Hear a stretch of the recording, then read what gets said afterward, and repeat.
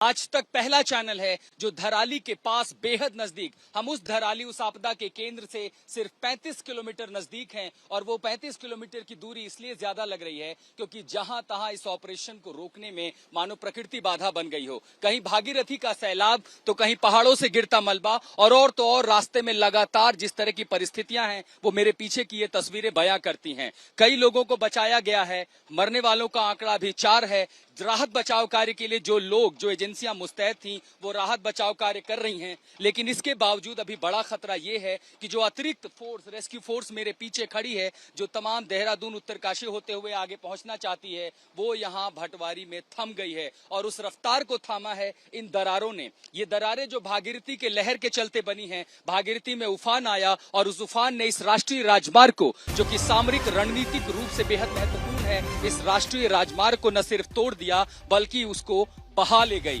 पीछे एनडीआरएफ की टीम खड़ी है। ये पूरा राष्ट्रीय राजमार्ग बीती रात बह गया। अब इसको रिस्टोर करने के लिए पहाड़ों का सीना चीरा जा रहा है, चट्टानों को तोड़ा जा रहा है ताकि एक रास्ता बने, और जब ये रास्ता बनेगा तो पीछे सैकड़ों की संख्या में जो मददगार हैं, जो देवदूत हैं, वो यहाँ से निकलेंगे। ऐसे रास्ते दिल्ली से लेकर के भटवारी तक इस पूरे रास्ते में जहां तहां लैंडस्लाइड हमने देखे हैं। इस तरह पहाड़ों से मलबा दरकते हुए नीचे आया है और ऐसे ही मलबों ने रास्ता रोका है मदद का। बहरहाल 100 से ज्यादा वो लोग, जिसमें एसडीआरएफ, स्थानीय पुलिस और भारतीय सेना के लोग हैं, वो इस समय पूरा अभियान चला रहे हैं मदद के लिए। Search operation, rescue operation. तस्वीरें किस तरह इस इलाकों में दिखाई पड़ते देखिए, जहां तहां पहाड़ दरके हैं और इन्हीं पहाड़ों के रास्ते से अलग अलग, क्योंकि 35 किलोमीटर की दूरी है, इस 35 किलोमीटर के मार्ग पर दरअसल आगे गाड़ियां जा सकती हैं, लेकिन ये सिर्फ एक पड़ाव नहीं है जहां सब कुछ थम गया है। 15 किलोमीटर आगे जाने के बाद फिर ऐसी ही तस्वीरें हैं। लेकिन जब बारिश हुई, जब लैंडस्लाइड हुई, जब क्लाउड बस्ट हुआ, बादल फटने की घटनाओं के बाद देखिए कैसे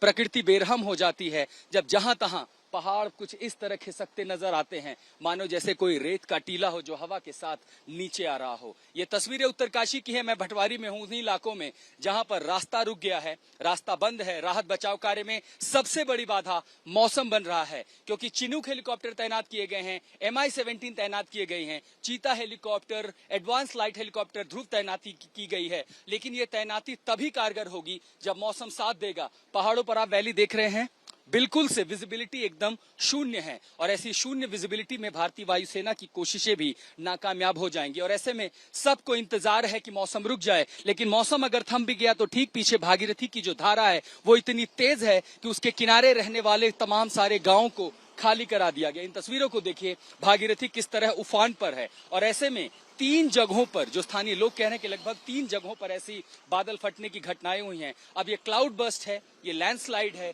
ये मड स्लाइड है, या ऊपर कोई ऐसा जलाशय था जिसका पानी नीचे आया एक साथ बारिश के साथ, जो मलबे की रफ्तार में देखिए। अब यहाँ पर बड़ी बड़ी मशीनें लगा करके रास्तों को खोला जा रहा है ताकि धराली में जो भी संभावित लोग हैं उन्हें बचाने के लिए मदद के हाथ जल्दी से जल्दी पहुंच जाएं।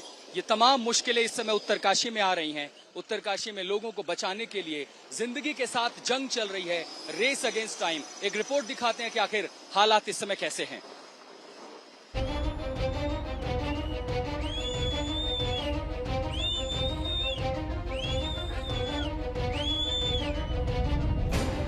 सरहद पर दुश्मनों के दांत खट्टे करने वाले जवान धराली में प्रलयंकारी लहरों से जंग लड़ रहे हैं। ये उत्तरकाशी के धराली की तस्वीर है। भारत तिब्बत सीमा पुलिस के जवान धराली में नदी में उफान के बीच अस्थायी पुल बनाने की कोशिश कर रहे हैं। यहां तक पहुंचने के रास्ते में लैंडस्लाइड से आई रुकावटों की वजह से राहत मशीनरी नहीं पहुंच पाई। देखिए संसाधनों की कमी के बीच किस तरह जवान एक एक पत्थर चुनकर नदी के बीचों बीच रास्ता बनाने की कोशिश कर रहे हैं।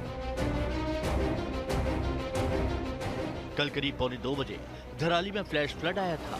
आपदा के बीच 20 से ज्यादा घंटे बीतने के बाद भी बाहर से कोई राहत कर्मी नहीं पहुंच पाया। ये जवान धराली के पास आर्मी बेस कैंप में तैनात थे, लिहाजा ये तुरंत वहां पहुंच गए।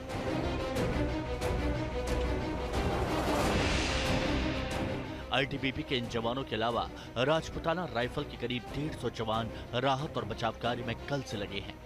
ये जवान हर्षिल आर्मी बेस कैंप से यहाँ पहुंचे हैं।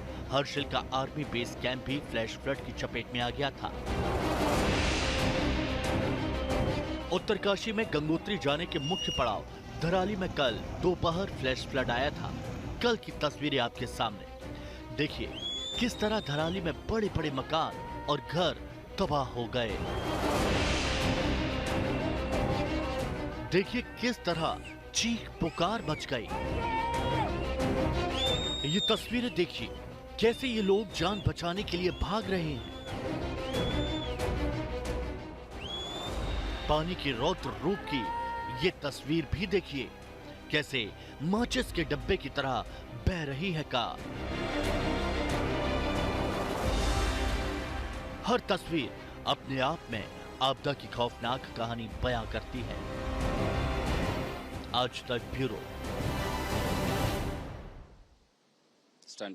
तो यहाँ पर एक चुनौती है मौसम के साथ, खराब रास्तों के साथ। रास्तों को दुरुस्त किया जा रहा है ताकि मदद के हाथ पहुंचे। इन मदद के हाथ में आईटीबीपी, भारतीय सेना और एनडीआरएफ भी है। आईटीबीपी की तैयारियां भी चल रही हैं ताकि जल्दी से जल्दी वो अपने ज्यादा से ज्यादा संख्या में जवानों को उस जगह पर पहुंचाएं जहां जंग इस समय जिंदगी के साथ है। जितेंद्र बहादुर, हमारे संवाददाता की रिपोर्ट देखिए कैसे आईटीबीपी के हेडक्वार्टर में तैयारियां चल रही हैं, नजर रखी जा रही है पल पल की। एनडीआरएफ के डीआईजी ऑपरेशंस मोहसिन सहेदी आज तक पर इस वक्त एक्सक्लूसिव बातचीत करने के लिए मौजूद हैं। सर, जिस तरीके का धराली में ऑपरेशन चल रहा है काफी कठिन है, मौसम भी वहां पर खराब है। आप लोगों की टीमें कहां तक पहुंची हैं और किस तरीके से ऑपरेशन चल रहा है? देखिए, कल जो ये घटना हुई है तकरीबन 2 बजे दिन में, उसमें धराली में ये फ्लैश फ्लड आया है। उसमें 4 लोग डेड बताए जा रहे हैं। तकरीबन 50 से ज़्यादा लोग मिसिंग हैं। इसके साथ ही 2 और जगहों पर भी, हर्षिल में और सुक्की टॉप में ये फ्लैश फ्लड आया। हर्षिल में आर्मी के 11 जवान मिसिंग बताए जा रहे हैं। हालांकि तीसरी जगह जो है वहाँ पर कोई अभी हताहत नहीं हुआ है। तो इसको लेकर के एनडीआरएफ की टीम उत्तरकाशी से रवाना की गई थी। 3 टीमें उत्तरकाशी ऋषिकेश हाईवे के थ्रू वहाँ पर रवाना की गई हैं, मगर अभी चूंकि वहाँ पर लगातार लैंडस्लाइड्स हो रहा है, बारिश हो रही है, उसके वजह से जो आवागमन है वो बाधित है। अभी इम्प्रूवमेंट है, उसमें कंस्ट्रक्शन चल रहा है, रोड्स को इम्प्रूव किया जा रहा है ताकि जल्द से जल्द टीम को निकाला जाए। इसके साथ ही अभी जो एयर स्ट्रिप है देहरादून में, वहाँ से भी वेदर को देखते हुए अभी उड़ान भरी थी अभी हमारे सिविलियंस एयरक्राफ्ट्स ने, मगर मौसम ख़राब होने के कारण वापस आ गए हैं। अभी इसमें भी अभी लगातार कोशिश हो रही है कि जैसे ही मौसम खुले तो ये जो हमारी टीम है उनको आगे भेजा जाए।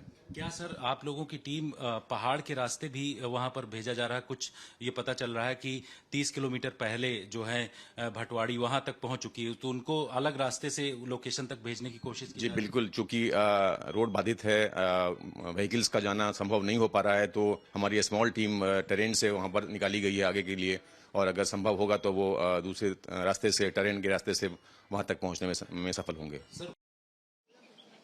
तो इस सबसे बड़े मिशन की कवरेज के लिए आज तक की टीमें चप्पे चप्पे पर मौजूद है। मैं इस समय भटवाड़ी में हूं। हमारे संवाददाता मंजीत नेगी भी उत्तरकाशी के आसपास हैं। अंजलि इष्टवाल, ओंकार बहुगुणा, आज तक की टीम चप्पे चप्पे पर है। लेकिन इन तस्वीरों के साथ एक तस्वीर ऐसी कि आखिर ये ऑपरेशन इतना महत्वपूर्ण क्यों है, आखिर इतनी मुश्किलें क्यों हैं? एयरफोर्स का ऑपरेशन इसलिए नहीं हो पा रहा है क्योंकि यहाँ पहाड़ों पर रास्ता बंद है, बादलों ने रास्ता ढक लिया है। दूसरी तरफ के तमाम रास्तों पर जो खतरा है वो इस तरह की लैंडस्लाइड का है, जहां पर पहाड़ गिर रहे हैं, और जहां पहाड़ गिर चुके हैं वहां रास्तों को खाली कराना, उन रास्तों से मलबा हटाना, और जहां पर राष्ट्रीय राजमार्ग बह गए हैं वहां एक ऑल्टरनेटिव राजमार्ग बनाना अब अपने आप में सबसे बड़ी चुनौती है।